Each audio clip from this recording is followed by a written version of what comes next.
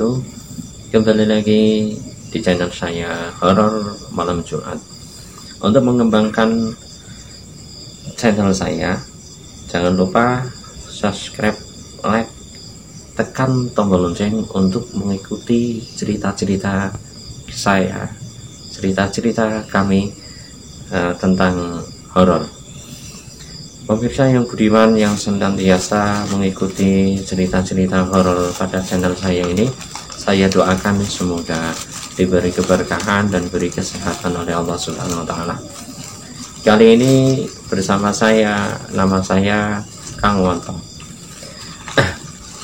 Kali ini saya akan menceritakan pengalaman mistis yang dialami oleh teman saya, sebut saja yang namanya Santo.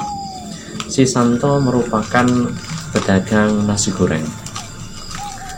Ia setiap malam menjajalkan dagangannya di depan perumahan. Pada malam, tepatnya pada malam Jumat, si Santo sekitar jam 9 malam merasa dalam penjual dagangannya agak aneh. Penjualan nasi goreng dari jam 9 hingga jam 10 sepi, tidak ada orang pun yang membelinya. Padahal biasanya malam-malam tersebut agak ramai yang membeli nasi goreng, tapi malam itu sangat sepi. Si Santo duduk ditemani oleh karyawannya yang namanya Darman. Ia berbincang-bincang sama si Darman. Man, ini malam ini kok agak beda ya Man, agak seret ya. Kalau malam-malam biasanya jam-jam 11 itu udah habis, tapi ini kok belum ada yang beli Man. Ya mungkin ini yang namanya orang jualan, kata si Darman. Itu kan kadang ramai kadang ramai Kak. Lalu si Santo duduk sambil bermain HP. Datanglah seorang pembeli naik sepeda motor berboncengan. Pak, nasi gorengnya 2 ya Pak. Lalu dia memasak nasi goreng hingga selesai dibungkus. Setelah itu ia pun menunggu si pembeli. Setelah itu agak kesepian, tidak ada orang pun yang lewat di daerah situ. Padahal lintasan jalan tersebut merupakan jalan alternatif, jalan yang biasa dilewati oleh orang-orang menuju ke pasar. Merasa sepi, tidak ada orang pun yang lewat, hanya cuma sedikit yang lewat di daerah situ. Orang daerah perumahan pun jarang yang keluar, padahal biasanya ramai beraktivitas, ada yang main voli, ada yang main badminton, tapi malam itu sangat sepi. Suasana pun agak sunyi dan agak mencekam. Sekitar jam 11:30 ada sosok cewek memakai motor dengan berpakaian agak mini, cantik pula.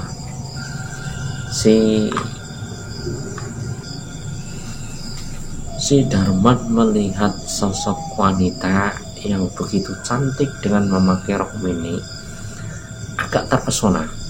Ia memandangi dari jauh. Gak lama kemudian sang wanita tersebut menghampiri dagangan nasi goreng. Si Darman berkata, Mbak, dari mana Mbak? Kok sendirian? Penuh dengan rasa senang.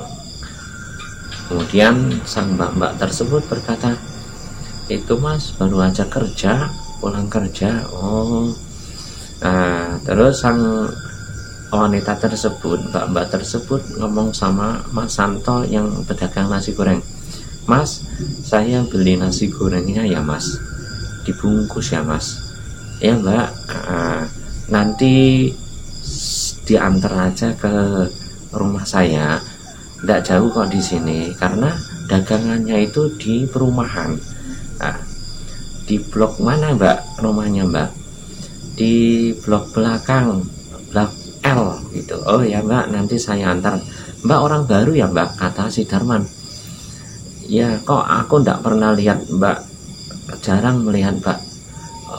Lalu si mbak-mbak tersebut menjawab, ndak, aku orang lama kok, aku di sini udah ada 10 tahun. Padahal perumahan itu berdiri belum ada 10 tahun, tapi dia udah ngomong udah ada 10 tahun di situ. Nah, si Darman berpikir, loh, perumahan ini itu kan belum ada 10 tahun, kok mbak-mbak ini udah 10 tahun di sini? Timbul kata tanya dari si Darman, penuh dengan curiga.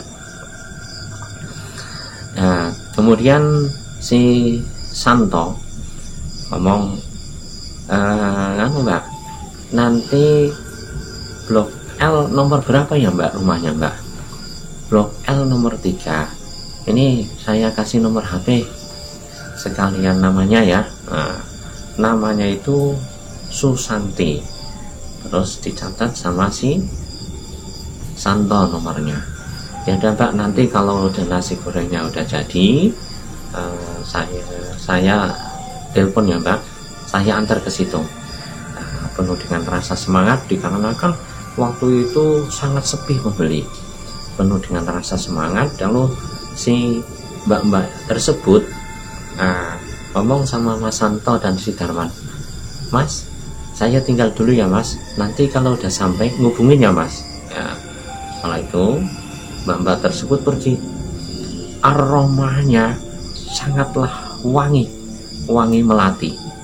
Si Darman penuh dengan kejut, ngomong sama si Santo, Mas Santo, kok baunya wangi banget ya Mas, wangi bau melati.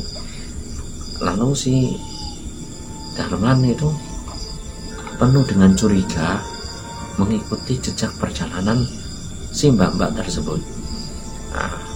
Melihat perjalanan. Tapi mbak-mbak tersebut tidak hilang, masih saja jalan. Kemudian si Darman mulailah mempersiapkan seperti halnya kresek dan lain-lain untuk membungkus nasi goreng. Lama kemudian nasi goreng tersebut sudah tersaji dan aroma nasi goreng pun sudah nampak enak dan lezat. Kemudian si Santo ngomong sama si Darman, Man udah jadi, nanti dikirim ya Man ke rumah mbak-mbak tersebut. Jangan lupa blok L Man ya, nomor 3. Ini nomor HP-nya disimpan dulu, nanti kalau udah sampai di call saja gitu. Nah, si Darman penuh dengan semangat, motor dinyalakan, langsung ia jalan menuju ke blok L. Padahal blok L itu tidak ada, adanya cuma blok K. Nah, dia berjalan mencari blok L. Muter-muter blok L itu tidak ditemukan. Sesampainya di pos ronda, di situ ada bapak-bapak masih ronda. Dia tanya, Pak, blok L itu yang sebelah mana ya Pak? Bapak-bapak ronda tersebut menjawab, di sini itu tidak ada blok L Pak, adanya blok K. Oh mungkin yang sana, paling ujung sana. Lalu dia mencari bagian ujung blok A sudah terlewati. Dia melihat bahwa di situ ada satu rumahnya agak mewah dan sangat indah. Disitulah dia masuk, melewati kebun-kebun. Sesampainya di situ, rumah tersebut agak sepi, tidak ada orang. Lalu didodok, Assalamualaikum, tidak ada yang keluar. Dia nunggu lagi, terus didodok lagi, Assalamualaikum, tidak ada yang keluar. Kemudian dia ingat, oh aku punya nomor HP-nya, coba saya call dah. Setelah HP di call, ring. Nah, halo, assalamualaikum. Tidak ada jawaban. Halo, assalamualaikum. Jawabannya cuman hanya suara ketawa.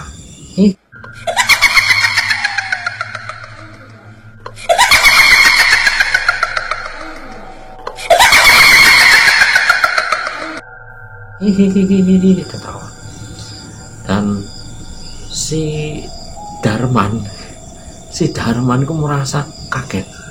agak ketakutan, ini manusia atau apa ya, kok jawabannya gini. Halo, assalamualaikum Mbak Sus. Jawabannya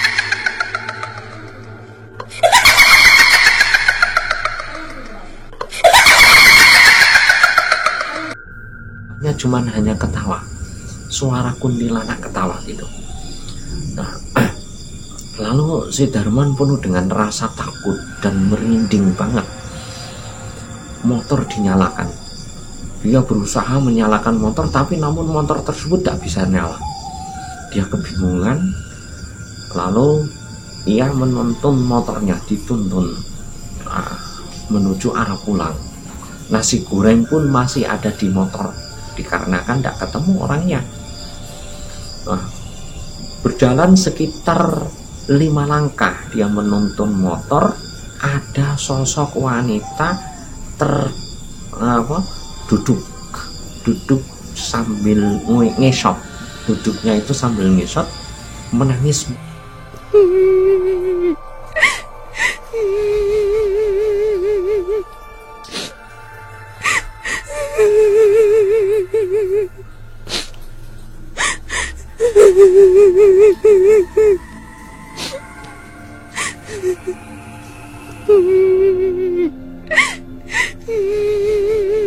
Merintih, menangis merintih. Nah, si Darman itu merasa ketakutan, mau lari tidak bisa lari.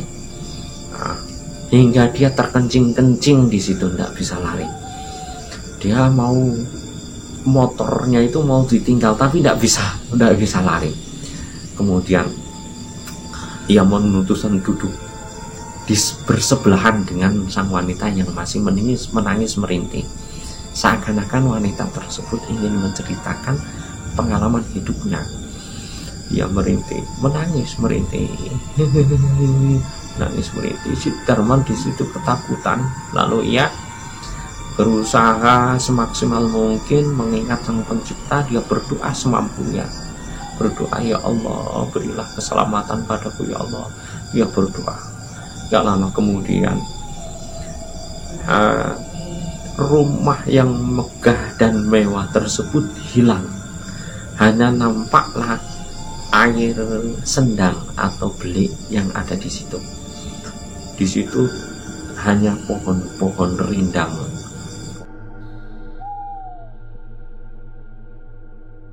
Pohon-pohon yang besar di sebelah situ.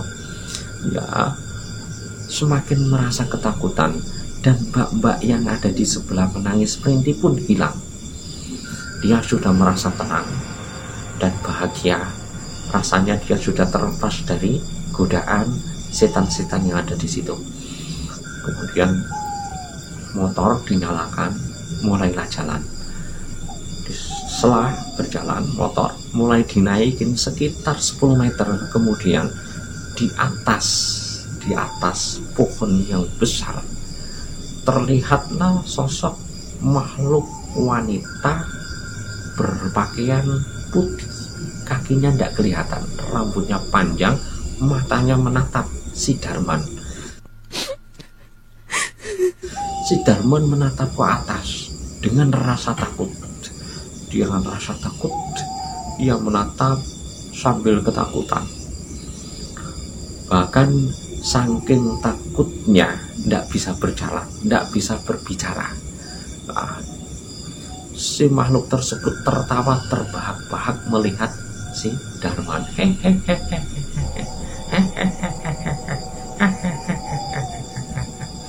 Terus gitu. Si Darman dengan rasa takut, motor tersebut ditinggal. Dia lari semampu mungkin. Gak lama kemudian ya masuklah ke Blok K. Masuk perumahan di Blok K. Dengan rasa bahagia dia terlepas dari godaan setan tersebut. Dia berlari ketemu bapak-bapak yang masih ronda di situ. Ya, bapak-bapak melihat dia lari dengan begitu rasa takut, di-stop dengan bapak-bapak ronda berkata, "Pak, kenapa Pak? Kok kelihatannya seperti orang ketakutan?" "Ya, tadi saya di sana itu loh Pak. saya mau nganterin nasi goreng, katanya Blok L. Saya cari di Blok L nggak ada, yang ada hanya air sendang di situ. Oh ya, ada belik di situ. Oh kamu di situ ya? Iya, di situ Pak. Saya ditampakkan rumah yang mewah dan ditemui sosok wanita, jalannya ngesot sambil merintih menangis. Wah, takut sekali Pak saya, Pak. Motor saya tinggal di sana, Pak. Tidak berani saya diambil, Pak. Takut sekali, Pak. Kemudian dia cerita, setelah aku melangkahkan kaki sekitar 5 meter, di pohon yang di situ yang besar itu loh, Pak, ada sosok wanita berpakaian baju putih sambil melihatku, menatapku dengan ketawa terbahak-bahak. Wah, aku makin tambah takut lagi, Pak. Nih, katok saya nih, Pak, semuanya basah nih, Pak. Kenapa? Terjebur air. Bukan ngompol nih, Pak. Semua yang ada di pos ronda ketawa terbahak-bahak karena melihat si Darman itu penuh dengan air kencing, saking takutnya. Kemudian dia diambilkan air minum sama bapak-bapak yang masih ronda. Dah, ini kamu karena masih bau kencing, duduk di situ ya. Diambilkan air minum. Tenang Mas, jangan takut Mas, jangan takut ya. Diminum. Setelah diminum, selesai diminum, si Darman tersebut diantar sama bapak-bapak ke tempat nasi goreng. Sesampainya di nasi goreng, si Santo tidak ada di situ. Entah kemana si Santo. Ya lama dia duduk di situ penuh dengan air kencing dan baunya ya gitu, air kencingnya.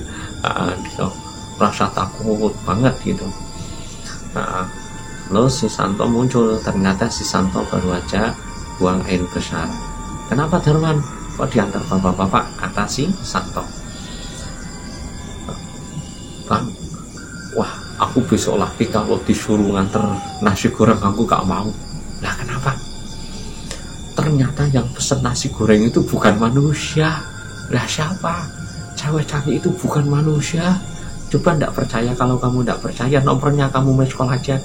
Jawab ndak. Masa sih bukan manusia? Nah terus nasi gorengnya di mana? Tuh sama motornya saya tinggal di sana. Motornya saya tinggal di sana. Saya takut nih basah semua. Kenapa? Kena air kencing. Si Santo pun tertawa, kamu itu udah besar kok. Sudah besar masa ngompol gitu, kata si Santo. Kemudian si Santo ngomong, udah coba ceritain pengalaman kamu di situ. Gini, tadi pas waktu saya dikasih nomor HP, saya telepon, ternyata yang jawab itu bukan manusia, tapi hanya suara orang yang ketawa. Oh, berarti tadi yang pesen nasi goreng itu kuntilanak mungkin. Ya gitu, kuntilanak. Kok berpakaian cantik gitu ya. Kamu kok Darman, kamu belum ngantarin aja, pikiranmu sudah kotor kok membayangkan orangnya cantik jadi kuda sama kuntilanak di sana, kata si Santo.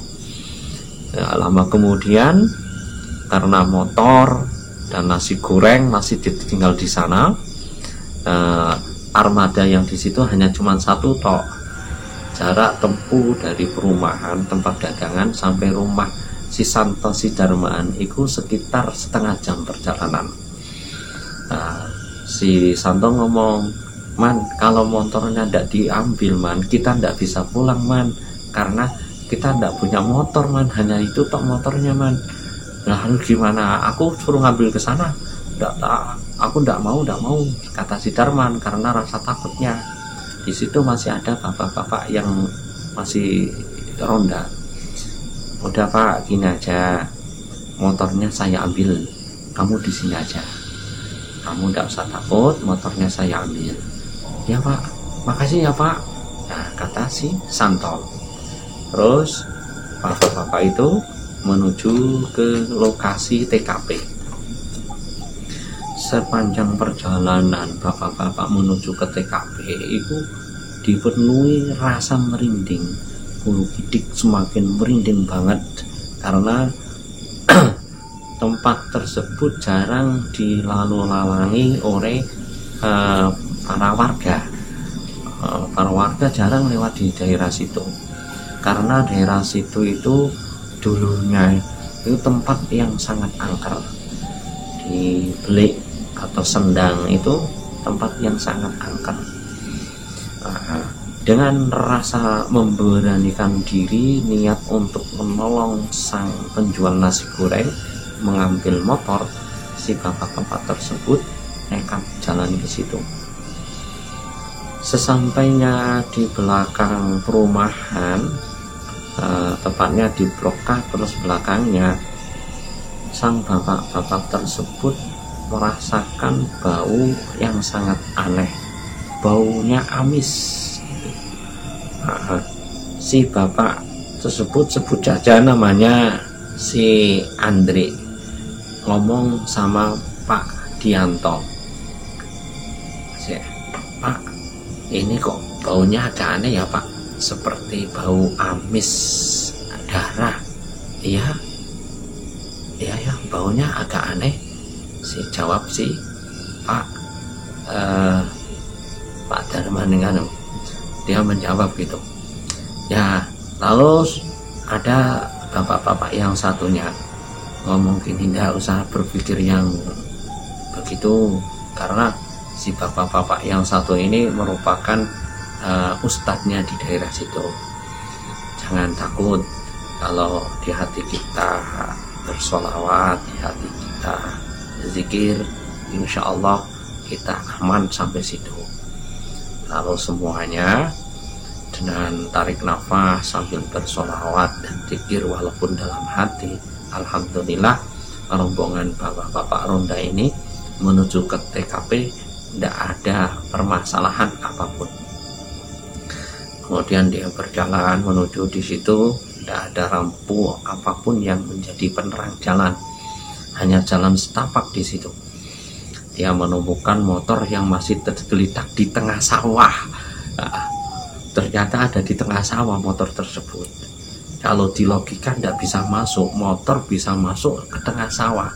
Jalannya di tengah sawah, jalan berlumpur, nggak bisa jalan. Kok motor bisa tergeletak di tengah sawah? Kemudian motor tersebut dengan susah payah diangkat, dipanggul sama si bapak-bapak menuju tepi sawah supaya bisa dinaikin. Kemudian motor dinaikin, dibawa ke tempat si pedagang nasi goreng. Dibawa ke sana, sesampainya di tempat nasi goreng, nasi goreng masih utuh, motor pun masih utuh. Rasa takut yang dirasakan oleh si Darman tidak hilang, masih was-wasan dan rasa takut masih menghantui dan masih teringat-ingat, terbayang-bayang kisah yang dia alami. Kemudian si Darman ngomong sama si Santo, Bang Sus, ayo kita gas pulang aja yuk, daripada nanti kita dijumpai lagi sama makhluk-makhluk yang aneh lagi. Ayo, padahal dagangan di situ masih banyak. Kaum pembeli itu masih 3, yang satu gagal. Dia penuh dengan rasa takut. Dia tidak memikirkan dagangannya laku tidak laku, yang penting ia bisa pulang.